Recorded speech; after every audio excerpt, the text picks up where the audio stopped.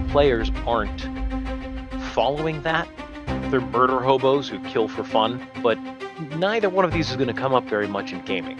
If a house cat comes at you, going, hissing and charges at you, you're not justified in stabbing it. Another episode of Blam Blam Truckers. I am Buse. That is Bees over there or over there. Tonight, we are going to talk about lethal force in gaming. So, Bees, take it away. This is specifically for tabletop RPGs, but you can see this in other games that you play. Personal pet peeve of mine is a lot of people, it is. A lot of people who are game developers have no idea about the ethics or morals, or whatever you want to call it, and about lethal force and the legal use of lethal force. And by lethal force, I don't just mean guns, like our good friend Mando here. Deathwatch Mando. He's got his 2 guns pointing right at you, baby. No, it's not just guns, it's any lethal force. It's not just traditional lethal forces, and lethal means deadly. So we could say deadly force here too. So it's not just knives, guns, bombs, gas, nuclear weapons. It's also superpowers and blasters and spaceship combat, and in medieval fantasy, spell work. So this is not just applying to tabletop RPGs, it's also applying to writing and storytelling in general. And without a grounding in lethal force and the use of force, it's not going to be realistic. So we've got a couple of topics here. Justifying lethal force. What are players looking for to use lethal force in a responsible way? And what is a GM looking for? So to justify lethal force, to be a good person using lethal force, to be a hero, you need to be using force to protect. Now, the exception to this is wartime. It is one of 2 exceptions. There's only 2 exceptions to the use of lethal force. 1 is war, obviously, I just said that. And 2 is execution for the state committing a crime, the state, the government. And there's people who will argue that that is not a good use of force, but neither one of these is going to come up very much in gaming. Well, war might. War might come up quite a bit, but in wartime, it's a different set of rules. If you're in combat, you are already defending yourself against somebody whose purpose is to cause deadly force to you and your army and eventually your homeland, if not immediately your homeland, and vice versa. So taking out an enemy combatant is perfectly fine under the laws of civilized warfare, let's call it that. Which sounds like a contradiction in term, but it turns out it's only an oxymoron. So under civilized warfare, you don't indiscriminately kill civilians. You limit your attacks, your use of deadly force to mostly enemy combatants and also the means of production of warfare, which does mean there may be civilian casualties. But you're not targeting civilians. You're targeting the military materials and production. Factories. Yeah, which unfortunately civilians might work there or be forced to work there, but you're not attacking civilians, you're attacking an actual military target. Like for us, this is really well done and talked about, and of all places, in a movie for us old nerds called Clerks. And new nerds might like it too, but they talk about the Death Star and were there contractors on the second Death Star, and is that mass murder by destroying the Death Star, the second Death Star that was still under construction. And the conclusion that they basically came to is, when you take a military contract, you're putting yourself in danger. So you're not trying to kill those people as civilians or create mass murder. You are actually trying to take out the means of production. So that's why it's allowed under civilized warfare, bombing factories and whatnot. But that's warfare. So we've covered that. In all other, for vigilante games, for adventurers going out there and saving the day and being the hero, you're going to be looking for the use of force, of lethal force, but force in general, the use of force to defend yourself and defense of others. Those are the terms that most people, most civilizations in the modern day have used to determine whether or not it's a good use of force. If you're using force to hurt somebody that isn't in any way, shape, or form threatening you, then that's a bad use of force. But there's basically 3 elements that need to be met before you can use lethal force. 1, the person that you're going to be using lethal force against has the ability to do lethal harm. And all of these are somewhat subjective, because most of the time lethal harm means you have a gun, like our good friend Deathwatch Mando here. Deathwatch Mando, yeah. Either you have a gun or a knife or some standard element, nunchucks, whatever, that can do grievous bodily harm or lethal, deadly force. So if they have the ability to do that, that is one of the elements that needs to be met. Just because somebody has a gun doesn't mean they're a threat to you. 2, they have to have the opportunity to use that. So what does that mean? It means just because they have a gun doesn't mean they're in range. So range on a gun is much longer, farther away than range on, say, a knife. And I'm going to show you a knife. Are you ready? On my multi-tool here, I have a knife.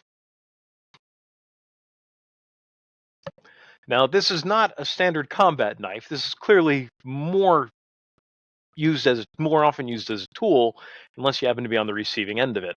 So, yeah, not scary, deadly force, but just because I have a knife, unless I'm within knife range of you, like Buse and I are actually in different states. So this is Right. no weapon that I show on screen, whether it's Mando's plastic gun or my multi-tool here.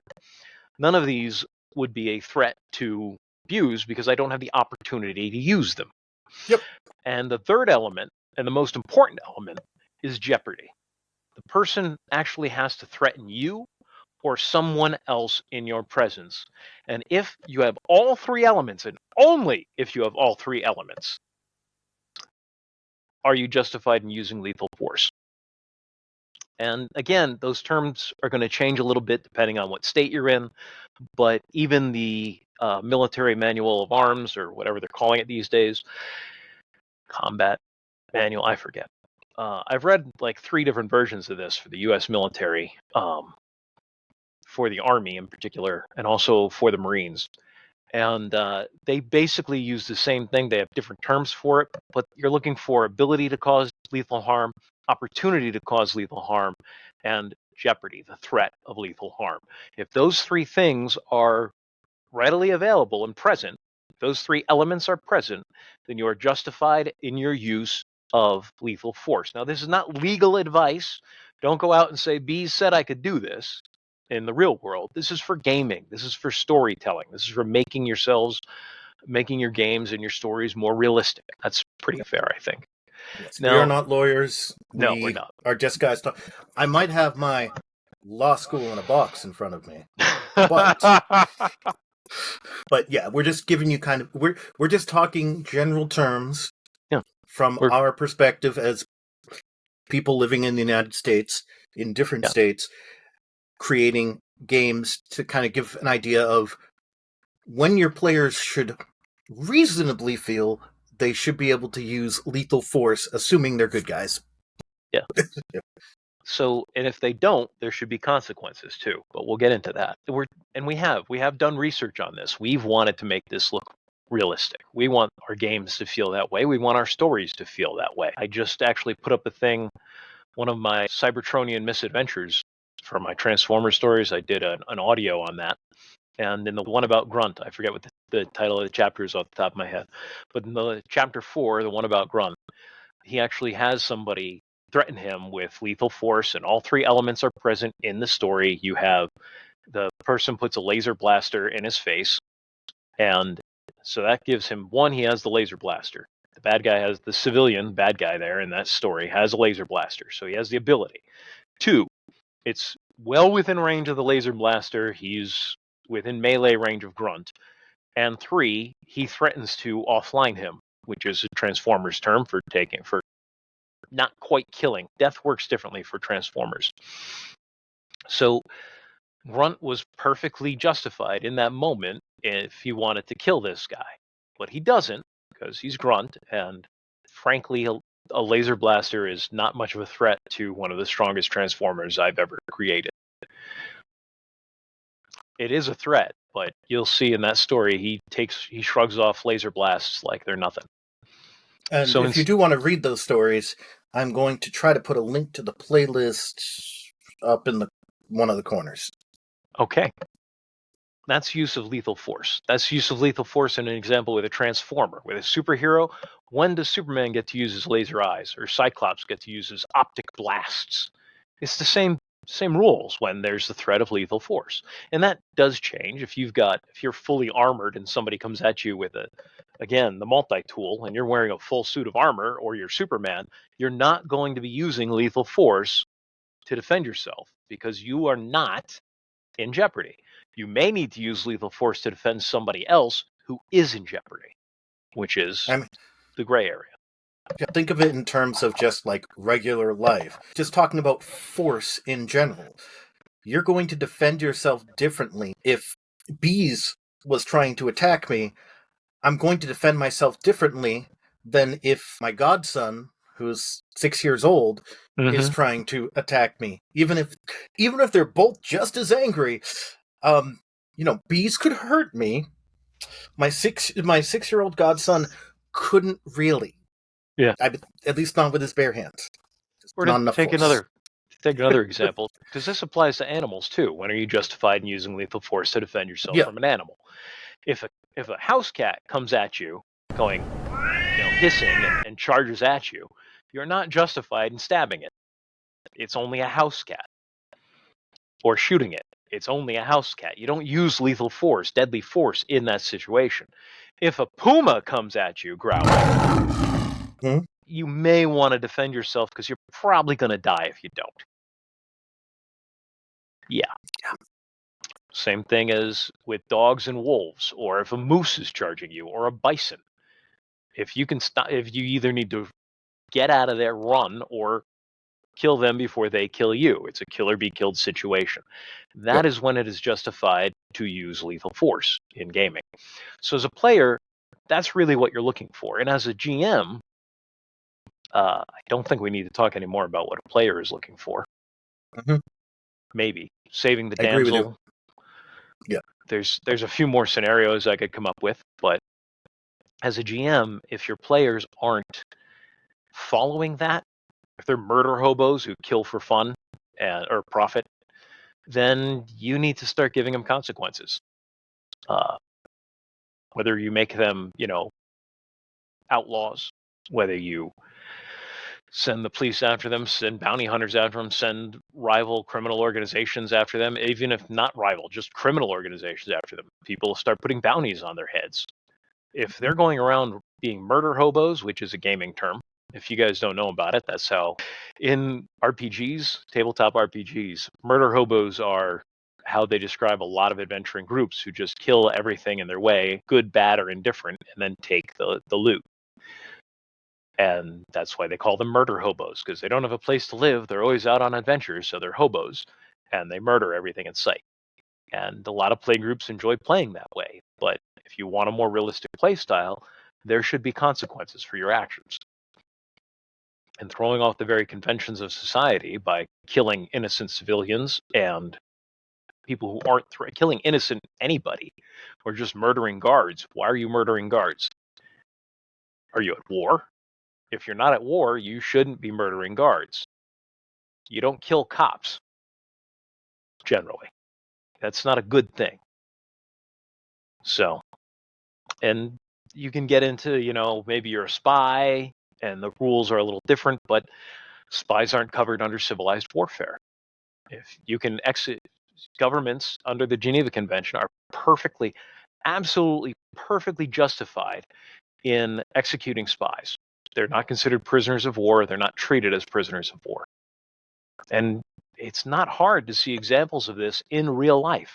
Study a little bit of history. There's plenty of nations that have ignored the laws of civilized warfare and in turn haven't been treated accordingly. It's considered pretty awful. And study history anyway. If you're a GM or a DM, Oh, yeah.